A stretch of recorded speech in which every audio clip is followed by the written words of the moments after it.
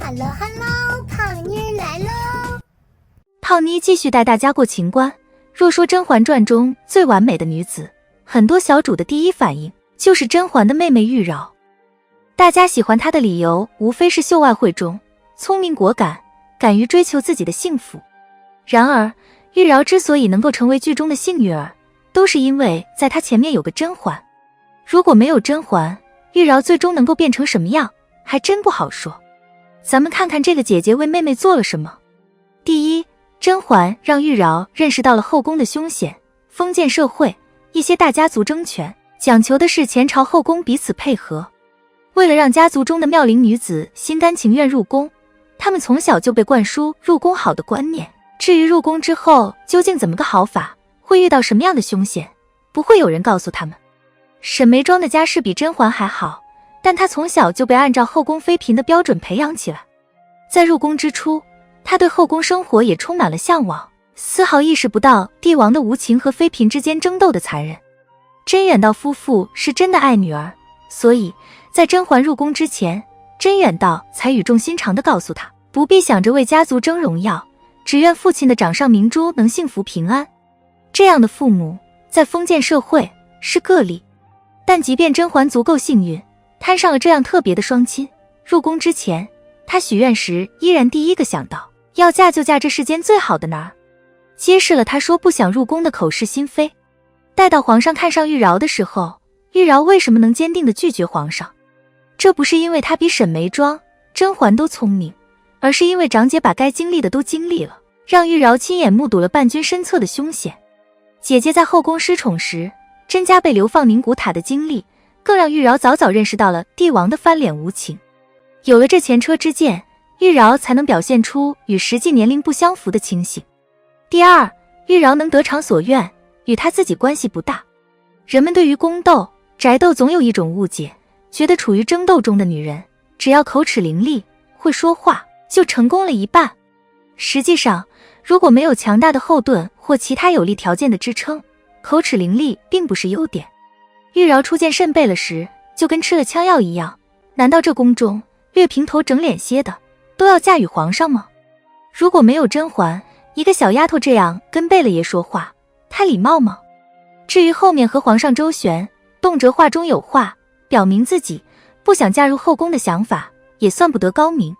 难道皇上没有强硬的纳玉娆为妃，是缺她一个坚定的立场吗？还不是看在与甄嬛这么多年情分的面子上，看在甄嬛的3个孩子的面子上，看在前朝后宫舆论压力的份上。为了玉娆不至于嫁入宫中，甄嬛甚至浣碧都有所动作。除了甄嬛安排皇上亲眼目睹玉娆和慎贝勒约会的场面之外，浣碧还把果郡王身边的彩嫔献到宫中，分散皇上的注意力。同时，甄嬛在宫中强大的人脉也发挥了作用。苏培盛一句，再好的女子也比不上纯元皇后啊。皇上喜欢谁都不要紧，能替纯元皇后伺候皇上高兴，那才是她的福气呢。让皇上意识到，玉娆就算长得再像纯元，终究不是纯元。如果强纳她入宫，两人日日相对，彼此都不高兴，也终究没什么意思。皇上是前朝后宫的天，能够扭转皇上的心意，不是一件容易的事儿。皇上看上了玉娆，最后又能放弃玉娆，他自己口齿伶俐，会说话所起到的作用并不大。如果没有甄嬛拼了命地护着玉娆，为了这件事不惜调动一切可用的人脉，不惜伤害无辜，玉娆怎么会得以保全？第三，如果没有甄嬛，玉娆的命运是这样的：鄂敏陷害甄远道一事，甄远道百口莫辩。如果不是甄嬛恰巧在那时怀孕，生下龙月，就算甄家老小能保命，被发落到宁古塔，也要给披甲人为奴。一旦为奴，任他玉娆性格多么刚烈，也总有被打骂怕的那一天，哪轮得上他策马扬鞭，自由自在的生活？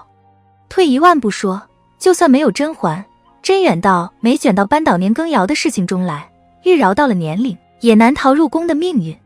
她入宫，不像叶澜依一样了无牵挂，自由随心，也不像当年的华妃那样有强大的哥哥庇佑。以她心直口快的性子和酷似纯元的外貌，必将成为后宫众矢之的，届时恐怕她活得还不如纯儿长。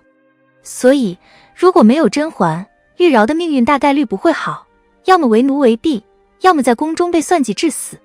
当然，也有另外一种最好的可能，那就是在家族责任和残酷生活的锤炼下，她变成另外一个甄嬛。胖妮之前在知否系列就说过，如果没有舒兰，品兰是没资格率真的；如果没有华兰，如兰是没资格替自己的婚姻做主的；如果没有魏小娘，以魏姨母那点逞口舌之快的小聪明，恐怕要被林婵霜更早的玩死了。只可惜这些影片都被版权方下架了，每每想起还是难过。言归正传，可能是因为宫斗宅斗太残酷，人们偶尔看到一个口齿伶俐、不娇柔造作的角色，就不吝给他们最好的评价。然而，这样的角色对普通人真的没有参考价值。难道被人嘲笑为安小鸟的玲珑，不想有尊严的活着吗？难道眉庄不愿意直接嫁给爱情，反倒喜欢在宫中偷偷摸摸和太医偷情吗？皇后也曾是个母亲，难道她就愿意打别人的胎吗？因为没有人替他们负重前行，他们只能拼死扛起家族的责任。而玉娆能够理直气壮地说，真玉娆就是真玉娆，不想为人替身，不过是因为有甄嬛先她一步，已然为人替身半生罢了。好了，本期的影片就到这里，订阅胖妮，下期更精彩。